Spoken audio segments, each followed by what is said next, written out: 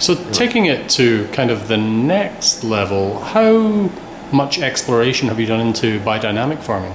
We have been 10 years doing biodynamic practices. Practices, okay. Embracing them. Yeah, why do I say that? Because for us, biodynamic is a philosophy. Yes, yeah. And organic is a practice. Yeah, I understand. So it's hard. I always said it's hard. I'm not biodynamic. We have tried some biodynamic things, okay? We have worked really a long time with the calendar of the moon. We use that for pruning, for example, because that works for us, because the plant goes up. Yeah. It follows kind of the natural ecosystem of the plant. We spread infusions of chamomile and horsetail and salvia in the vineyards because that invigorates the grapes. Okay. And you found that to work in your vineyards, yeah. But for example, we have tried to do the idea of planting the cow manure in the horn and to the use of fertilization.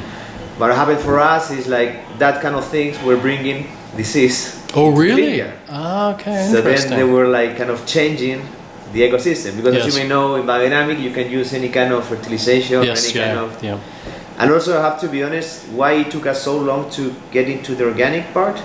Because the first thing in our philosophy is that we were never going to use copper. Interesting. And now, why did you choose to never use copper?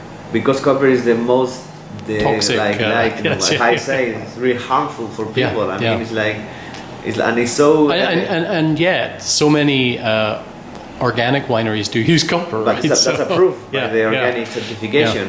But it's natural. It's natural. Yeah, but it's a lot of methods into the and change the organoleptic characteristic of the grapes and change the wine and everything. So therefore, it's like, why would you go for a certification? We prefer to do things and follow a philosophy of saying, okay, we're organic and we're 100% organic because this and that, rather than we are organic for the sake of having certification. And also our biggest principle about being organic is the concern about climate change. Yes. And the concern about that our vines are our source of our wine. And if we don't keep the wine, the vineyards in the most proper way, at the end we are kind of we are mortgaging the future by not taking care of the vines right now. So that's kind of the idea why we actually do all the organic thing. As a final question, sticking on the climate change topic, do you feel that other producers in Rioja are seeing the impact of climate change and doing things to combat it? They're struggling more. Yeah. More than us, because I mean the smaller ones we can manage all these changes because we can adapt. But the big ones are suffering a lot. Interesting. First of all, it's like, to give an example, now with climate change, winters are not cold as they used to be in the area. Okay, so you have warmer winter. Sorry. So what happened this year and the year before, 17, and last year, is like we had a really warm February.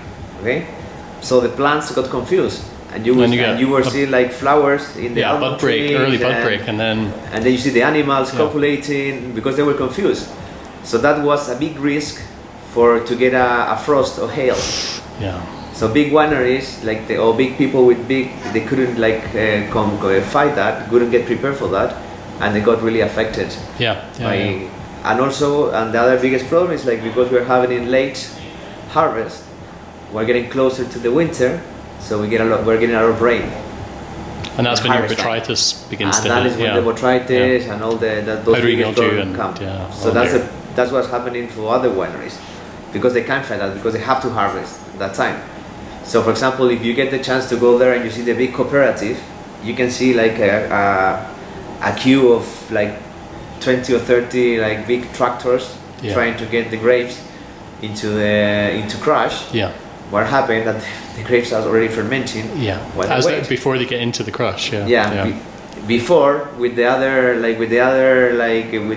global warming problem, they can harvest more frequent. Yeah. They were not in a rush, so these tractors will go at each time.